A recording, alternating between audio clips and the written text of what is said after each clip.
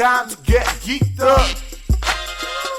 A lot of our friends on here, too, are doing their own podcasts, and maybe not so much. One of them maybe not so much anymore, but he's definitely a married man now, settling down. I'm talking about no one other than Joe Simmons coming on the show, reminiscing about his effing awesome podcast, which got really high reviews from him himself about from no other than Joe Simmons. Really, what a funny show it was. And but yes, and then we as well get to find out 5 years later how the marriage is holding up, as we all remember the shotgun wedding, the shotgun engagement story from his episode.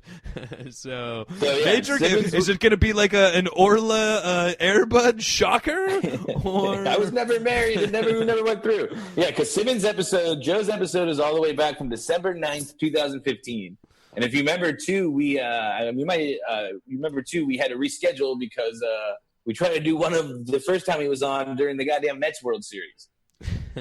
So, he's kind of a two-timer. But this is us catching up with Joe Simmons. I guess with that, though, like Liam was saying, Joe's a old school friend of mine. I finally was able to weasel a guest in, but Joe Simmons, formerly NYC tour guide, but Mr. Blind Analyze himself. Joe, welcome back to the Geeked Up Podcast. What's happening, buddy? Thanks, guys. Welcome Thanks, back. guys. It's great to be on here, man. It's great to be on here. It's funny. The last few weeks, Devin has been trying to get me scheduled on this thing, and I just couldn't due to family and mostly work.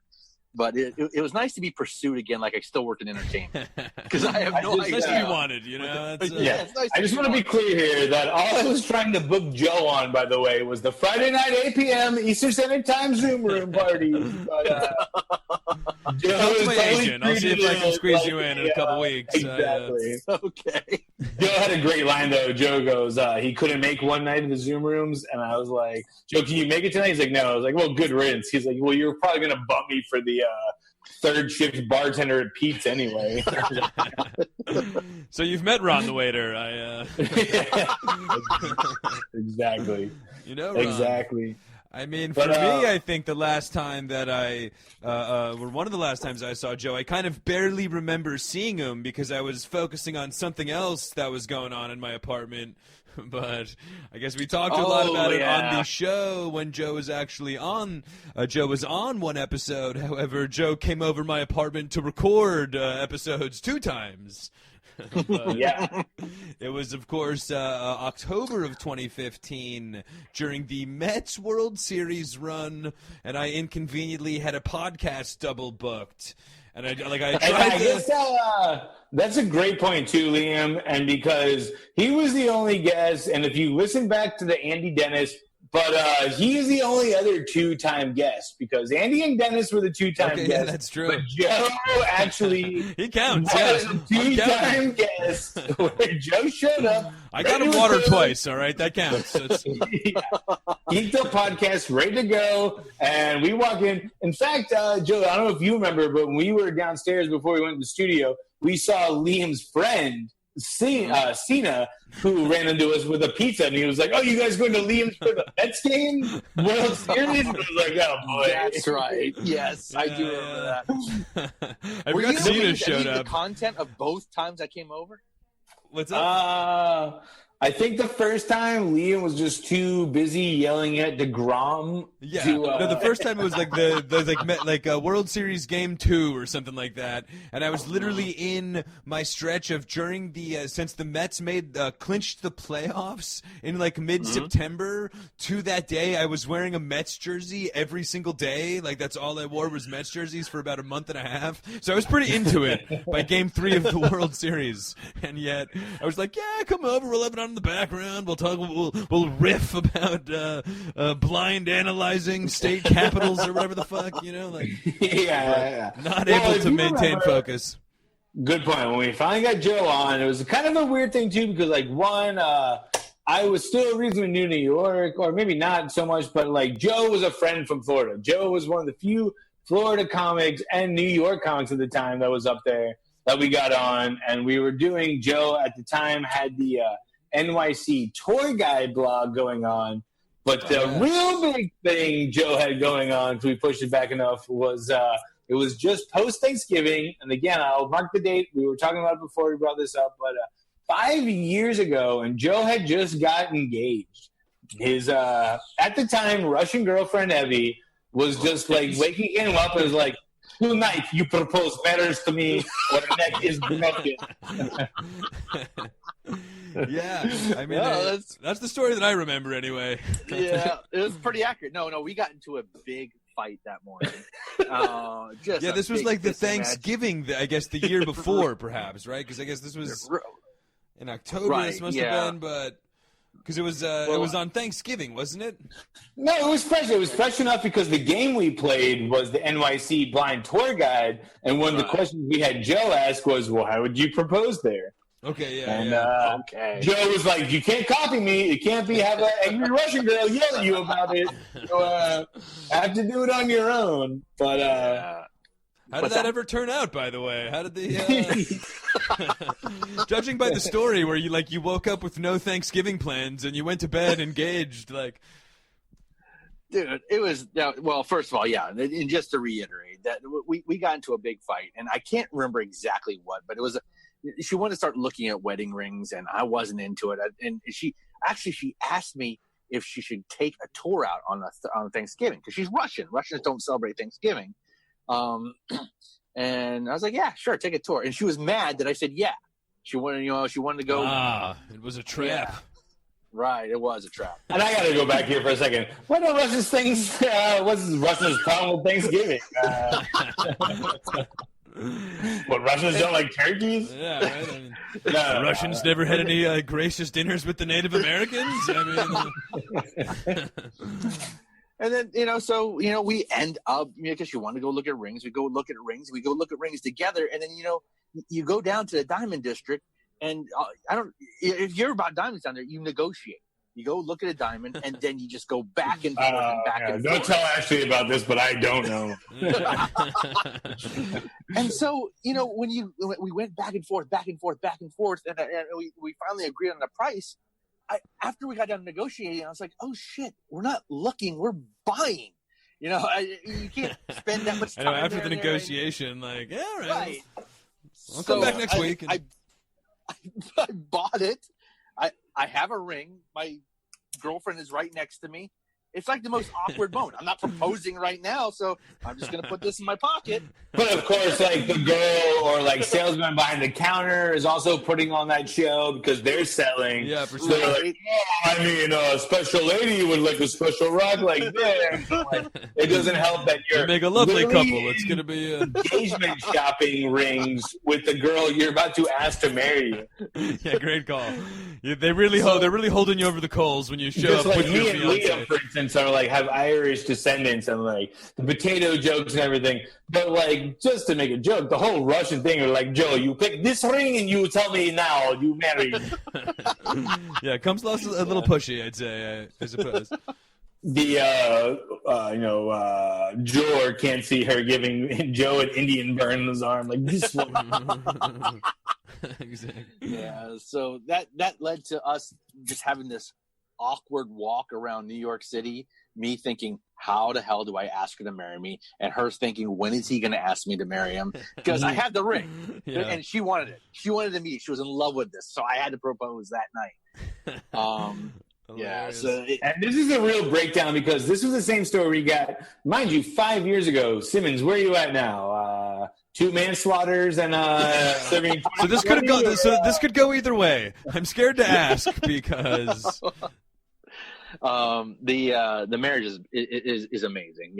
We've been together, all the 5 years. We have 2 kids now, both daughters, 1 2.5, 1 4 months. They're a real handful. 4 months. That's a brand new baby. yeah, congratulations. Are we talking boys and girls? 2 girls, 2 boys? 2 girls. Oh, Simmons, fuck. 2 girls. No, Don't think. And I guess to give You you gotta guys have a third. You little gotta get that background, guy. You gotta get that boy in there eventually, right? I mean, Even if you guys aren't big listeners of the Geeked Up Podcast, and for whatever reason you're like, I'm going to listen to the 5-year anniversary episode, but back in the day, old Simmons was a little bit of a, dare I say, a playboy. His, if I remember correctly, your kind of whole comic bit was kind of like being the good-looking, smooth guy, right? Yeah. It was like, bitch, you're not gonna get him McSwirly. So it was more self-deprecating, but yeah, I was trying to be the comic smooth guy, but I was making fun of myself. And that's actually an excellent point. The when you're a comedian, you're most of them are self-deprecating. Most of them are making fun of yourself, making fun of your life. Dude, I moved to New York. I marry a model. I end up having 2 beautiful kids. I have a great job. I'm making more than I've ever made in my life. Dude, my life is great. Which let's be honest here. For my comedy. Not exactly how that happened. Not all that it's cracked up to be. Liam, I would like to point out to you, didn't just move to New York. He came to my house once. Okay, so a big thing, me and Simmons met each other in Florida, and we talked about this on that episode, but nothing's really changed in the last 5 years. I moved up here. Simmons was like, and all the Florida comics, you moved to New York? Can I stay at your place? Simmons was the only one that went forward with it. Came up here and was like, I had the flu. And literally spent like in a 7 pre-corona days world on my couch and 2 days doing open mics.